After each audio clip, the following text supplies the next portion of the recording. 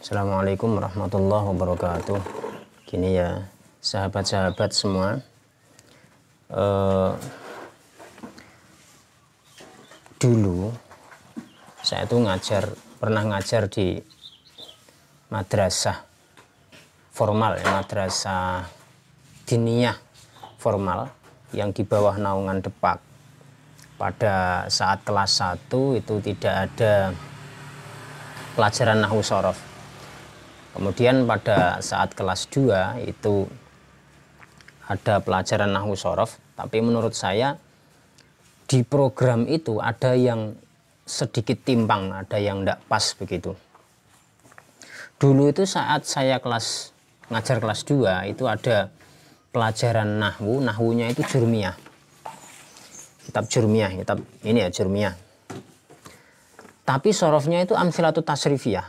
Kitab ini amsilatut tasrifiyah. Nah ini saya rasakan timbang, tidak pas.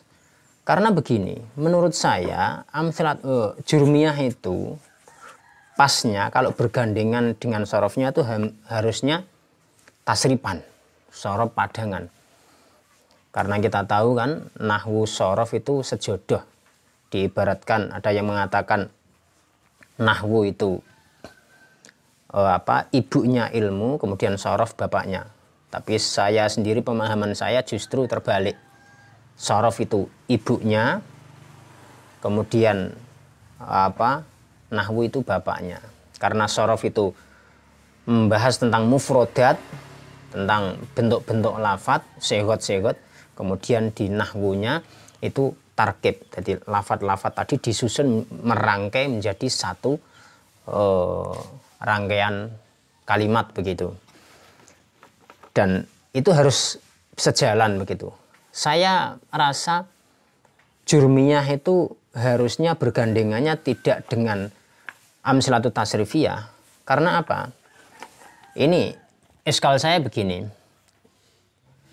di jurmiyah di bab yang ketiga saja itu ada pembahasan begini, bab alamat i'rab. Alamat i'rab itu disebutkan alif menjadi alamat i'rab rofa, nun menjadi alamat i'rab rofa bertempat pada fi'il mudhari' yang ditemui dengan dhamir tasniyah, dhamir jamak, dhamir muannattsah mukhatabah.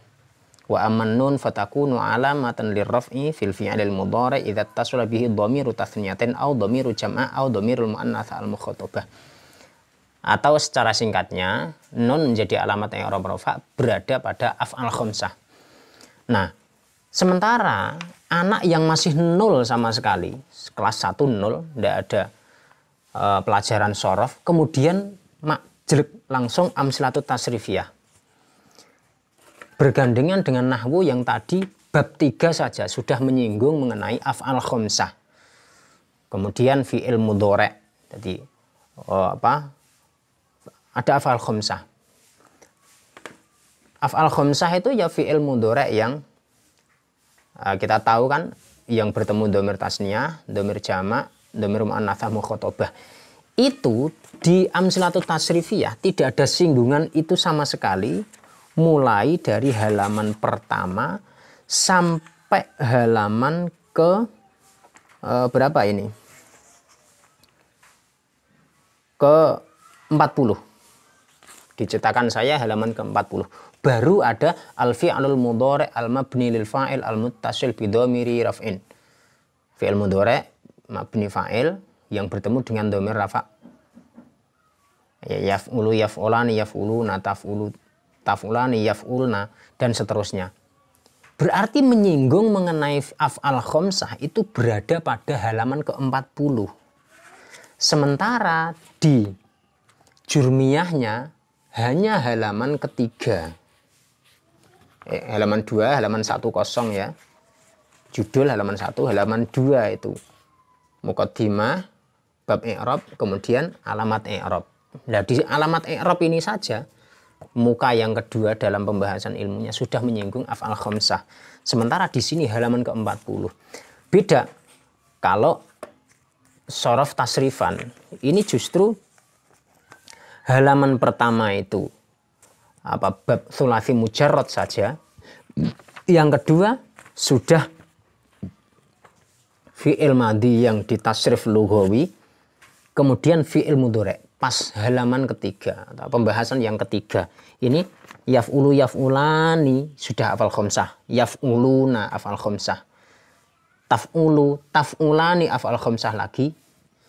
Yaf'ulna, terus taf'ulu taf'ulani hafal khamsah lagi. Taf'uluna hafal khamsah lagi. Taf'ulina hafal khamsah lagi. Jadi di halaman ketiga sudah hafal khamsah. Dan ini pembahasan yang ketiga di jurmiyah juga sudah hafal khamsah. Jadi harusnya gandengnya jurmiyah itu adalah sorob tasrifan. Tapi di madrasah diniyah yang di bawah naungan Depak, kurikulumnya adalah kelas 1 tidak ada nahwu sorob, kemudian kelas 2 jurmiyah langsung, tasrifan langsung. Jurmiyahnya sendiri itu sudah bingung karena baru ngelatih anak maknani gandul itu sudah sulit. Waktunya sudah habis untuk nulis, belum ada keterangan sama sekali. Sudah ada pembahasan ilmu. Kemudian sorofnya adalah amsilatut tasrifiyah. Amsilatut tasrifiyah di bab awal itu berbeda dengan tasrifan sorof padangan. Kalau sorof padangan, semua yang dibahas di situ, awal-awal itu semuanya fi'il soheh semuanya. Kemudian di tasrifan itu sudah bab awal saja sudah menyinggung mudhoaf, ajwaf, wawi, nakis, mahmus fa, mahmus wawi. Sudah ada bina-bina, sudah ada pembahasan huruf ilat. Ini anak sulit. Fa'ala yaf'ulu, nasara yansuru sudah enak. Tapi kemudian madda yamudu. Loh, kok madda yamudu? Ini anak bingung. Lah sudah ndak usah nerangkan. Loh ndak usah nerangkan gimana? Ini programnya ndak ke situ. Harusnya program awal itu tasrifan. Sehingga dari seperti kasus-kasus seperti ini, problem-problem seperti ini, harusnya guru-guru itu punya kreativitas. Kalau kita mau mengkritik di Depak, kita bukan siapa-siapa. Bisa jadi suara saya ini nanti didengar oleh Depak, tapi bisa jadi diacuhkan tidak ada guna karena jarang juga yang membuka YouTube channel seperti ini.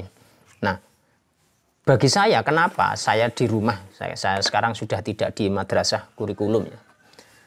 Saya sendiri ngaji sama teman-teman, itu perkenalan saya untuk awal, nahwu itu nahwu jawan. Ya, jawan semuanya berupa nadzoman.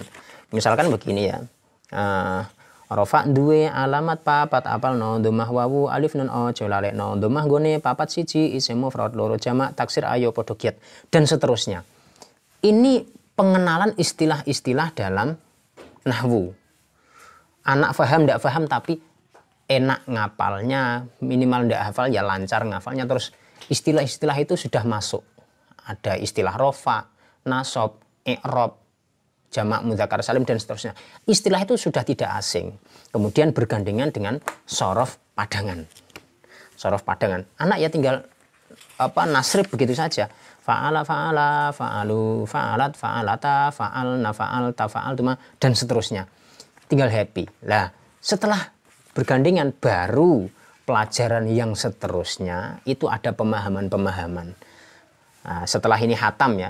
Dibaca lanya hatam, baru ada pemahaman-pemahaman. Pelajaran untuk kitab selanjutnya yaitu melatih pemaknaan.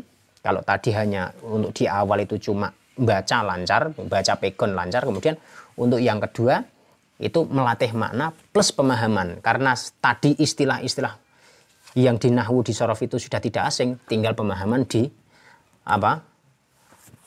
matan jurmiyah. Tapi meskipun seperti itu, saya lebih cenderung menggunakan gandengannya jurmiyah yaitu tasrifan. Nah, setelah tasrifan hatam, jurmiyah juga hatam, berlanjut nahwunya imriti. Nah, setelah imriti sorofnya baru amsilatut tasrifiyah bergandeng dengan qawaidul ilal. Jadi tiga ini harus bergandengan. Imriti, amsilatut tasrifiyah plus ilal. Karena di amsilatut tasrifiyah sudah ada pembahasan mengenai, ada contoh-contoh mengenai fi'il yang berupa fi'il yang disertai huruf illat. Nah, kurang lebihnya seperti itu. Kita yang ngaji di kampung-kampung, di musola, di masjid dan di rumah masing-masing ya di kampung-kampung itu ya. kita harus selalu kreatif, selalu ada ide-ide supaya anak itu happy dalam belajar, tidak takut begitu pelajaran yang kitab mau menjadi momok begitu ya. Terkesan pelajaran agama itu sulit, ya pelajaran agama itu mudah. Tinggal cara kita menyampaikan. Nah, kalau untuk pelajaran-pelajaran awal nanti sudah lancar, bagus, baru setelahnya anak meneruskan ke pondok sudah jalan, sudah baik, sudah bisa maknani, sudah tidak asing dengan istilah-istilah itu. Dia sudah mudah akan menerima pelajaran dari para kiai, para ustadznya. Saya kira itu, semoga bermanfaat. Assalamualaikum warahmatullahi wabarakatuh.